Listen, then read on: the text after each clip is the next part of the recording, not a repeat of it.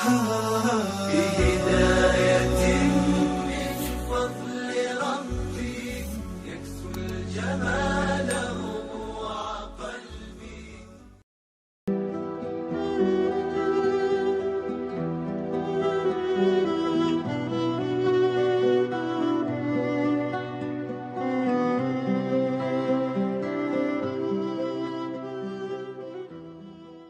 Surah Al-Hadid ayat 22-23.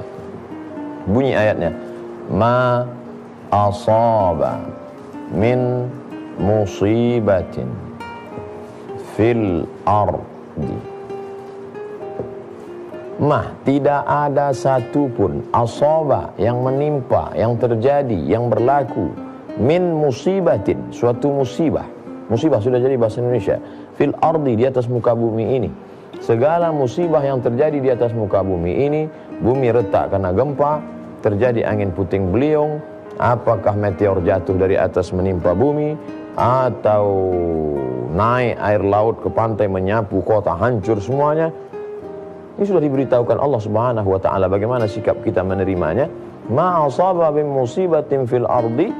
Lalu adakah lagi yang terjadi selain di bumi? Ada. Wala fi anfusikum. Atau yang terjadi tidak di bumi tapi pada dirimu. Anfus, yang terjadi pada setiap diri kita. Tiba-tiba ketika sedang naik tangga jatuh, patah, na'udzubillah. Ketika sedang naik kendaraan bertabrakan, na'udzubillah. Segala yang terjadi itu sebenarnya apakah penyakit, apakah patah, apakah terbakar, apakah tertimpa, apakah terjatuh, wala fi anfusakum, wala fi anfusikum, illa, melainkan semua yang terjadi itu illa fi kitab. Illa, semua yang terjadi itu melainkan illa fi, sudah ada di dalam kitab. Kitab, dalam catatan. Kitab yang mana? Itu yang disebut dengan lauh mahfuz. Lauh papan.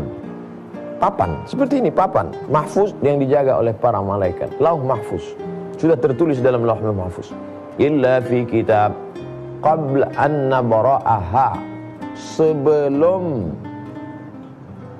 Sebelum kami menciptakannya dalam bentuk yang nyata.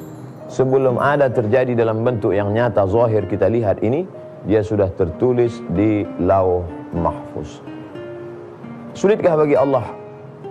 Apakah itu payah bagi Allah Subhanahu wa taala untuk mengatur segala sesuatu itu? Inna dzalika 'ala Allahi yasir. Sesungguhnya, sungguh Allah mau menekankan bahwa apapun yang terjadi pada dirimu itu, wahai hambaku, inna, sesungguhnya semua itu, zalika, semua yang terjadi baik pada dirimu, zalika, yang terjadi di atas muka bumi, ala Allah, bagi Allah, yasir, semua itu yasir, mudah saja bagi Allah Subhanahu wa taala.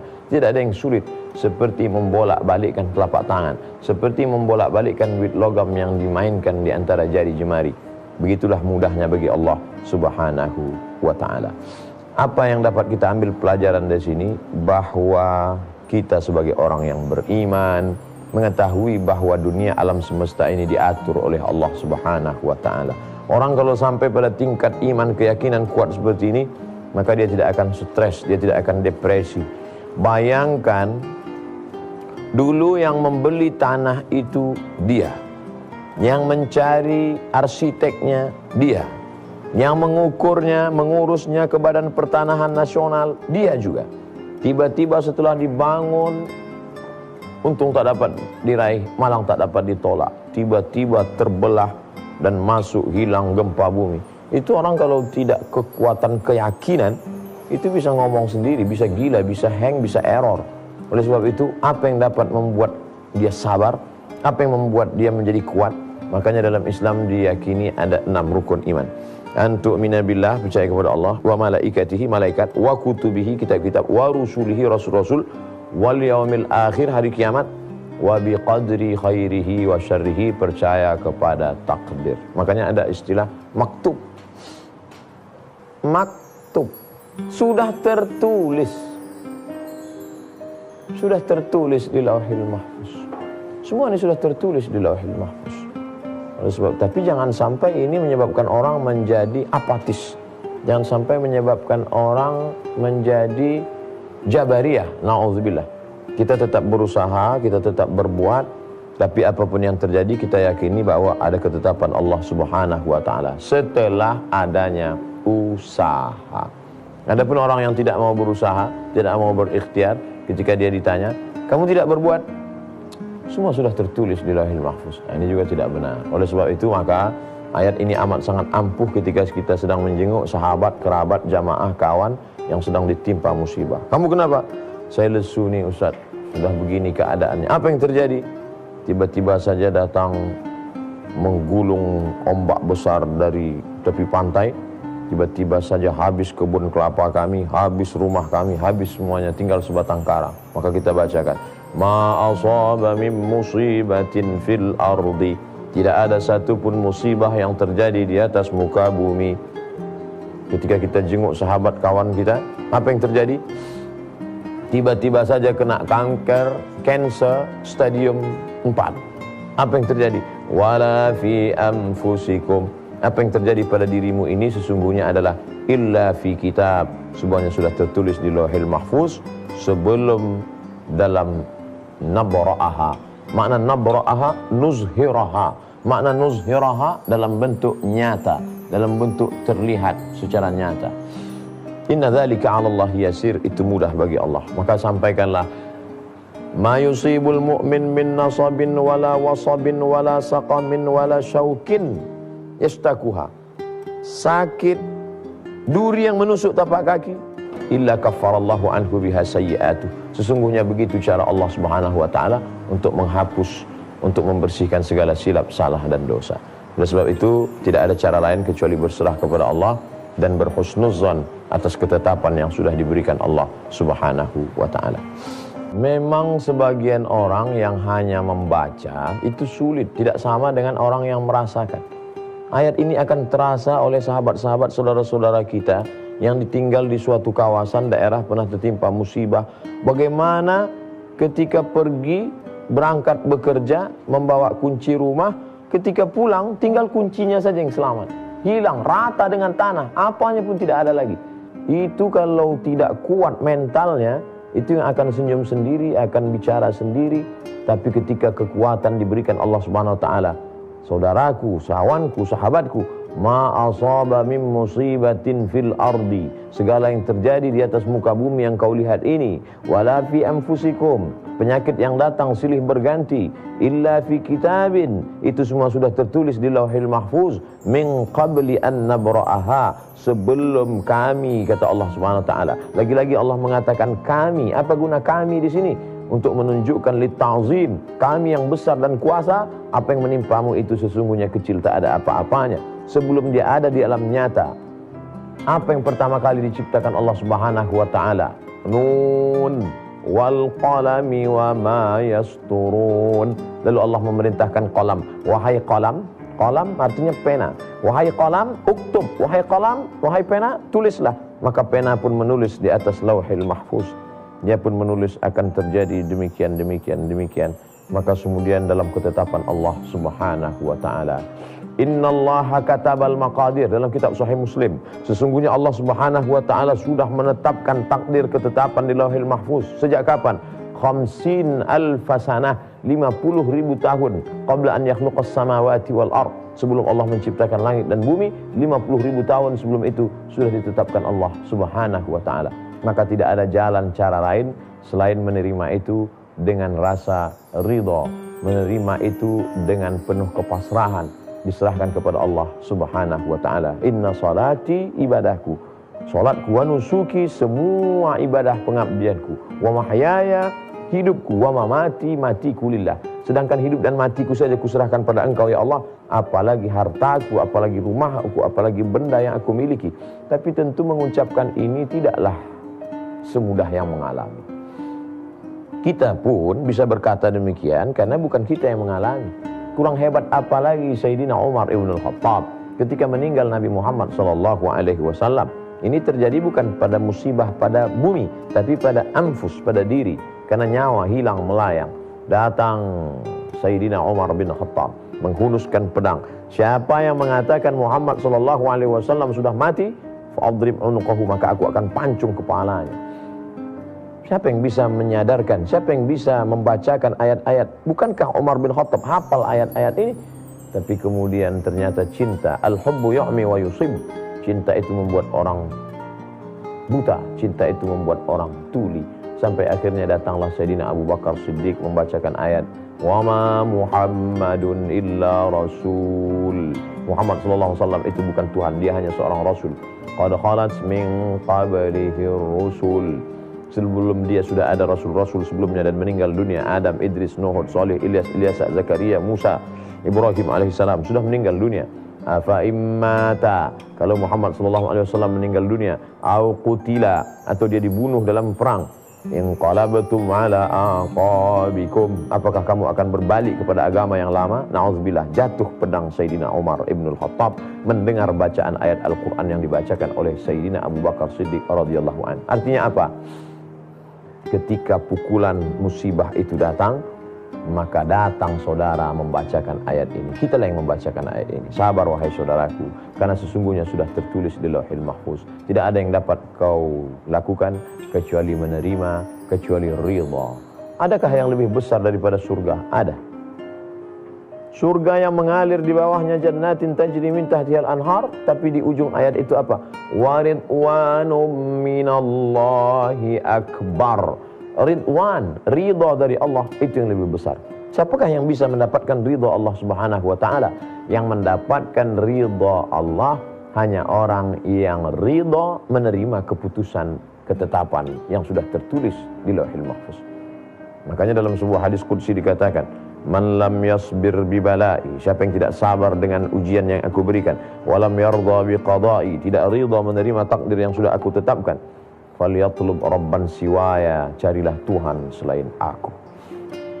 Carilah bumi selain bumiku, carilah Rabb Tuhan selain aku. Kemana kita akan melangkah? Siapa lagi yang akan kita sembah? Maka tidak ada cara lain selain mencari sahabat yang dapat pelipur lara, menenangkan hati dan jiwa, yang mampu membacakan. Beda kadang kalau kita yang membaca dengan dibacakan orang lain. Kita buka Quran, kita baca, ma asaba min musibatin fil ardi wala fi anfusikum illa fi kitabim min qabli an nabra'aha.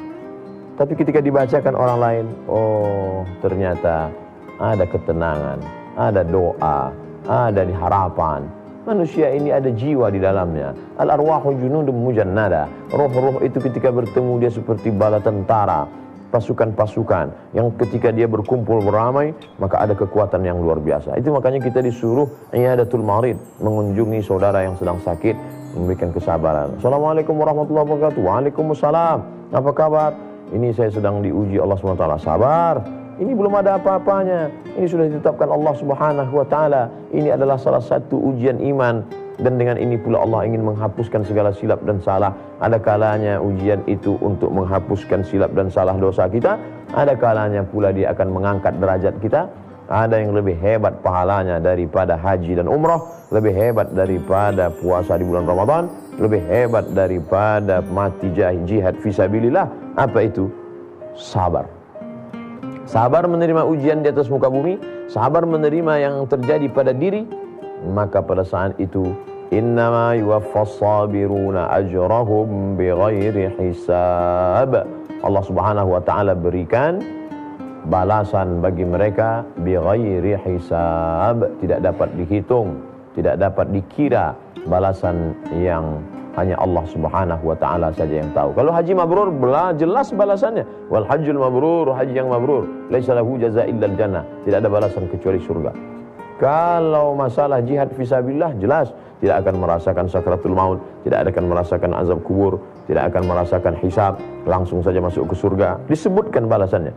Tapi kalau sudah terkait dengan sabar, sebagaimana tidak bertepinya sabar ridha menerima ketetapan Allah, begitu pula lah balasan yang akan diberikan Allah, tak bertepi, unlimited, tanpa batas. Oleh sebab itu, apa yang terjadi di atas muka bumi, apa yang terjadi pada diri, itu sebenarnya adalah ujian. Dan ini kita sadarkan. Sulitkah bagi Allah merubah kehancuran itu menjadi utuh kembali? Sulitkah bagi Allah menyembuhkan orang yang sakit itu menjadi sehat kembali? Ditekankan di ujung, inna dzalika 'alallahi yasir. Sesungguhnya segala semua yang terjadi itu bagi Allah mudah saja. Lalu untuk apa ini semua? Likaila ta'sau ala ma fatakum. Supaya ta'sau, supaya tidak, agar tidak ta'sau, putus asa. Supaya kamu jangan putus asa. Ala ma fatakum, terhadap sesuatu yang hilang, yang luput. Karena kehilangan itu luar biasa. Kehilangan luar biasa. Untuk apa ini semua? Supaya tidak putus asa. Orang kalau putus makanan pokok, dia masih bisa hidup 3 bulan. Kalau masih putus air minum, dia bisa hidup 3 hari. Tapi kalau sudah putus asa, kehilangan harapan, orang hanya bisa hidup 3 detik, setelah itu dia pun akan menyusul, bunuh diri, terjun ke dalam laut, mencari tali gantung diri, rel kereta api menjadi solusi, racun tikus seperti minuman bergizi. Sebab itu maka ini semua penjelasan diberikan Allah Subhanahu wa ta'ala. Ketika melihat musibah kebakaran terjadi, hancur, dipukul rata, berapa banyak orang yang gila masuk rumah sakit jiwa. Tapi kemudian ketika dijelaskan, sabar, sabar, ini semua ujian dari Allah, inilah ujian keimanan. Ada orang yang diuji hartanya, ada yang orang diuji anaknya. Berapa banyak seorang suami yang stres, bahkan akhirnya menderita. Kenapa? Ketika diuji wala fi anfusikum, meninggal istrinya. Berapa banyak istri yang meninggal suaminya. Berapa banyak seorang ayah, seorang ibu meninggal anaknya. Maka apa yang dapat kita katakan? Likaila ta'sau, jangan pernah berputus asa ala ma fatakum, atas segala yang hilang dari dirimu. Yakinilah ini, bahwa ini ujian dari Allah Subhanahu wa ta'ala. Lalu apa tujuan kedua? Meyakini bahwa segala yang terjadi ini sudah tertulis di Lauhil Mahfuz. Wala tafrahu bima atakum. Pertama, jangan putus asa. Yang kedua, jangan terlalu bangga.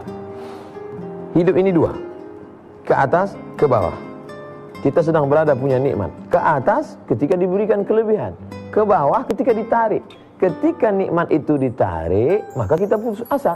Ketika nikmat itu dilebihkan, maka kita sombong. Kunci untuk agar tidak putus asa dan tidak sombong, yakini bahwa itu sebenarnya ketetapan Allah Subhanahu wa ta'ala. Artinya apa? Maka pada saat kehilangan, katakanlah bahwa itu sudah tertulis di Lauhil Mahfuz. Pada saat diberikan Allah kelebihan, juga ucapannya sama.